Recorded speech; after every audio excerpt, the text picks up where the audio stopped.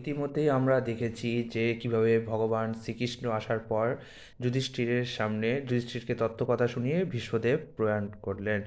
এবার যুধিষ্ঠির তারপরে গেলেন ধৃতরাষ্ট্রের কাছে এবং তার তো তাৎপত্যকে প্রণাম করলে রাজ্য শাসন করতে লাগলেন। যেহেতু হস্তিনাপুরের কাজ প্রায় শেষ হয়ে গেছিল, তাই শ্রীকৃষ্ণ দ্বারকার উদ্দেশ্যে যাবেন এবং দ্বারকায় যাওয়ার পর শ্রীকৃষ্ণ তার অন্তিম লীলা বা তিরোধান লীলার পটভূমিকা রচনা করবেন। আজকে আমরা ভগবান শ্রীকৃষ্ণের দ্বারকা যাত্রার পূর্বে যা যা হয়েছিল সেই ইতিহাসটি জানব। আজকে দশম অধ্যায় ভগবান শ্রীকৃষ্ণের দ্বারকা যাত্রা শুরু হচ্ছে। শৌনক মুনি জিজ্ঞাসা করলেন, তার ন্যায্য উত্তরাধিকার অপহরণকারী এবং নানা প্রকার অনিষ্ট সাধনকারী শত্রুদিগকে অনুজগণের সহায়তায় বধ করে ধার্মিকা অগ্রণ্য রাজা যুধিষ্ঠির কিভাবে তার রাজ্য শাসন করেছিলেন।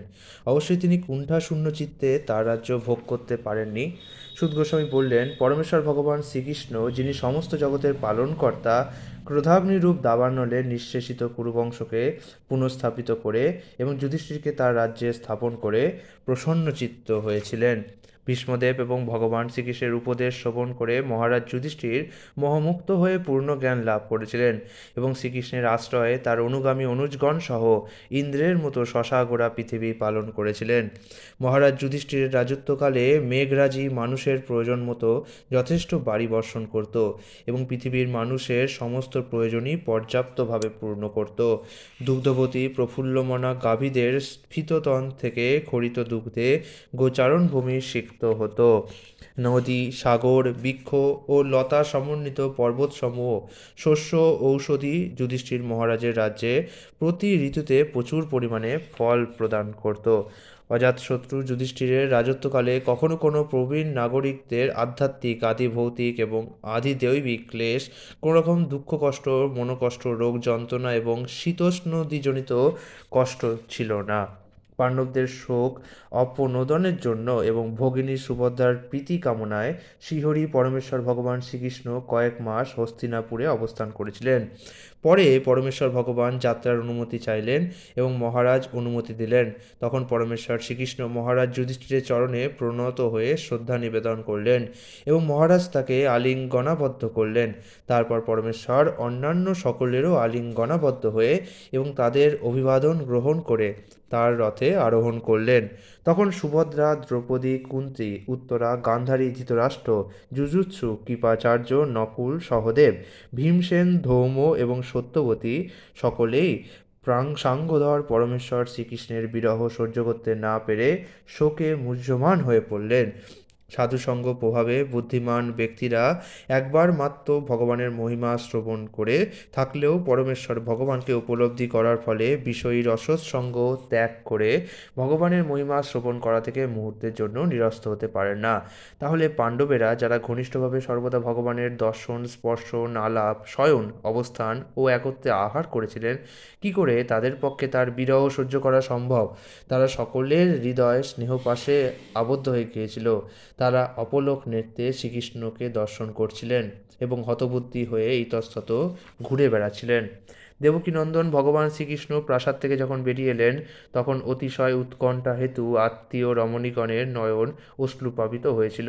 কিন্তু যাত্রার সময় শ্রীকৃষ্ণের যাতে কোনো রকম অমঙ্গল না হয়, সেই জন্যে তারা বহু কষ্টে তাদের বিগলিত অশ্রু সংবরণ করেছিলেন। শ্রীকৃষ্ণ যখন হস্তিনাপুর থেকে বিদায় নিচ্ছিলেন, তখন তাকে সম্মান প্রদর্শন করার জন্য বিভিন্ন ধরনের ঢাক, ঢোল, মৃদঙ্গ, নাগরা, ধুন্দুরি, আনক, দুন্দুভি এবং নানা রকমের বাঁশি, বীণা, গোমুখ ও ভেরি আদি সমস্ত বাদ্যযন্ত্র একসাথে বাজতে লাগলো। ভগবান শ্রীকৃষ্ণকে দর্শন করার বাসনায় কুরু রাজবংশীয় ললনাগণ প্রসাদ শীর্ষে আরোহণ করে অনুরাগ ও লজ্জাভাবে স্মিত হাস্যযুক্ত নয়নে তাকে দর্শন করতে করতে তার উপর পুষ্পবর্ষণ করতে লাগলেন। সেই সময় পরমেশ্বর ভগবানের অন্তরঙ্গ সখা, মহাযোদ্ধা এবং জিতনিদ্র অর্জুন প্রিয়তম পরমেশ্বর ভগবান শ্রীকৃষ্ণের মস্তকে মুক্তমালা মণ্ডিত ও রত্ন নির্মিত দণ্ডযুক্ত শ্বেত ছত্র ধারণ করলেন। ব্রাহ্মণগণ কর্তৃক উচ্চারিত আশীর্বাদ ধ্বনি সর্বত্র শোনা যেতে লাগলো। ত্রিগুণাতীত পরমানন্দ স্বরূপ শ্রীকৃষ্ণের প্রতি এই প্রকার আশীর্বাদ যদিও অনুপযুক্ত, কিন্তু নবরূপে লীলা অভিনয়কারী ভগবানের প্রতি ব্রাহ্মণদের এই আশীর্বাদ উপযুক্তই হয়েছিল। উত্তম শ্লোকের দ্বারা বন্দিত ভগবানের অপ্রাকৃত গুণাবলীর চিন্তায় মগ্ন হয়ে কুরুকুলরমণীরা পরমেশ্বর ভগবান শ্রীকৃষ্ণের কথা আলোচনা করতে লাগলেন। তাদের এই আলোচনা বৈদিক মন্ত্রের চেয়েও অধিক আকর্ষণীয় হয়েছিল। তারা বলেছিলেন, ইনি সেই আদি পুরুষোত্তম ভগবান যার কথা আমরা স্মরণ করে থাকি। প্রকৃতির গুণসমূহ সৃষ্টি হওয়ার পূর্বে তিনি কেবলমাত্র বিরাজমান ছিলেন। এবং যেহেতু তিনিই পরমেশ্বর ভগবান, তাই কেবলমাত্র তারই মধ্যে নিশাকালে নিদ্রা যাওয়ার মতো সমস্ত জীব শক্তি রহিত হয়ে লীন হয়ে যায়। পরমেশ্বর ভগবান পুনরায় তার বিভিন্ন অংশরূপ জীবদের নাম এবং রূপ প্রদান করার বাসনায় জড়া প্রকৃতির তত্ত্বাবধানে তাদের ন্যস্ত করেন। তারই শক্তির প্রভাবে জড়া প্রকৃতি পুনরায় সৃষ্টি করার শক্তি অর্জন করে। জীবকুলের কর্তব্য কর্মাদি বিধান করার উদ্দেশ্যে তিনিই শাস্ত্রাদি প্রণয়ন করেন। ইনি সেই পরমেশ্বর ভগবান যার অপ্রাকৃত রূপ জিতেন্দ্রিয় সংযত চিত্ত অমলাত্মা মহান ভক্তগণ ঐকান্তিক ভক্তিযোগের মাধ্যমে দর্শন করে থাকেন। জীবের অস্তিত্ব নির্মল ও শুদ্ধ করার সেটিই হলো একমাত্র পন্থা। হে সখী, ইনিই সেই পরমেশ্বর ভগবান যার আকর্ষণীয় ও গুহ্য লীলাসমূহ বৈদিক শাস্ত্রের প্রতি প্রচ্ছন্ন অংশগুলিতে তার মহান ভক্তগণের দ্বারা বর্ণিত হয়েছে। ইনি সেই একমাত্র পুরুষ যিনি এই জড়জগতের সৃষ্টি স্থিতি এবং প্রলয় কার্য সাধন করে থাকেন, এবং তা সত্ত্বেও তিনি তার দ্বারা প্রভাবিত হন না। যখনই রাজা ও শাসকবৃন্দ তমগুণের দ্বারা আচ্ছাদিত হয়ে অধর্ম আচরণপূর্বক পশুর মতো জীবনযাপন করে, তখন ভগবান শ্রীকৃষ্ণই তার অপ্রাকৃত রূপে বিভিন্ন যুগে প্রকটিত হয়ে তার সর্বশক্তিমত্তা পরম সত্যতা বিশ্বস্তজনের প্রতি বিশেষ কৃপা এবং অদ্ভুত ক্রিয়াকলাপ সম্পাদন আদি লীলা বিক্রম প্রকাশ করে থাকেন।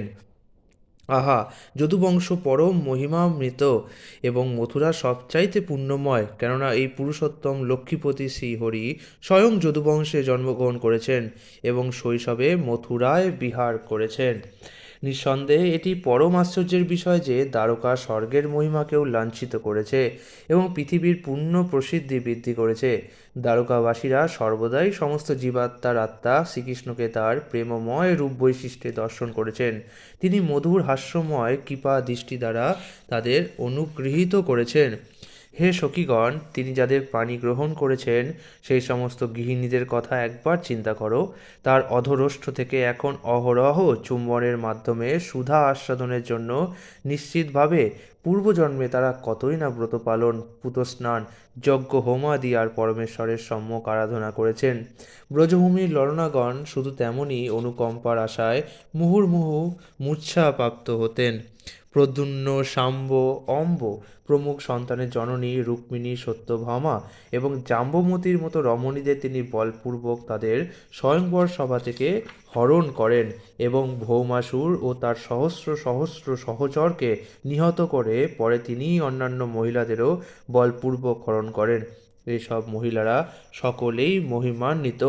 সেই সমস্ত নারীগণ নিতান্ত অপবিত্র ও স্বাতন্ত্র্যহীন হওয়া সত্ত্বেও পবিত্রভাবে মহিমান্বিত হয়েছেন। তাদের প্রতি কমললোচন পরমেশ্বর ভগবান শ্রীকৃষ্ণ বহুমূল্য সামগ্রী আহরণ করে উপহারস্বরূপ প্রদানপূর্বক তাদের হৃদয়ের আনন্দ বর্ধন করেছেন এবং তাদের নিঃসঙ্গ রেখে কখনো তিনি গৃহ থেকে নির্গমন করেন না।